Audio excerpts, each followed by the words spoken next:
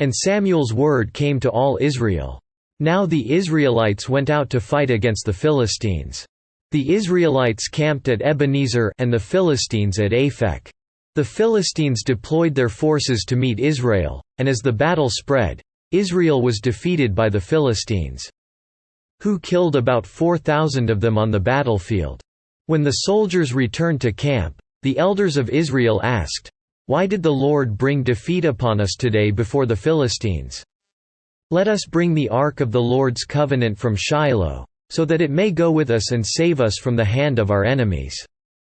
So the people sent men to Shiloh, and they brought back the ark of the covenant of the Lord Almighty, who is enthroned between the cherubim. And Eli's 2 sons, Hophni and Phinehas, were there with the ark of the covenant of God. When the ark of the Lord's covenant came into the camp, all Israel raised such a great shout that the ground shook. Hearing the uproar, the Philistines asked, "What's all this shouting in the Hebrew camp?" When they learned that the ark of the Lord had come into the camp, the Philistines were afraid. "A god has come into the camp," they said. "We're in trouble. Nothing like this has happened before. Woe to us! Who will deliver us from the hand of these mighty gods? They are the gods who struck the Egyptians with all kinds of plagues in the desert.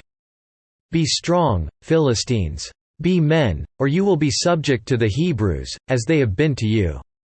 Be men, and fight." So the Philistines fought, and the Israelites were defeated and every man fled to his tent. The slaughter was very great. Israel lost 30,000 foot soldiers. The ark of God was captured, and Eli's 2 sons, Hophni and Phinehas, died. That same day a Benjamite ran from the battle line and went to Shiloh, his clothes torn and dust on his head. When he arrived, there was Eli sitting on his chair by the side of the road, watching, because his heart feared for the ark of God. When the man entered the town and told what had happened, the whole town sent up a cry. Eli heard the outcry and asked, "What is the meaning of this uproar?" The man hurried over to Eli, who was 98 years old and whose eyes were set so that he could not see. He told Eli, "I have just come from the battle line. I fled from it this very day." Eli asked, "What happened, my son?" The man who brought the news replied, "Israel fled before the Philistines, and the army has suffered heavy losses. Also your 2 sons, Hophni and Phinehas, are dead, and the ark of God has been captured." When he mentioned the ark of God, Eli fell backward off his chair by the side of the gate. His neck was broken and he died, for he was an old man and heavy. He had led Israel 40 years.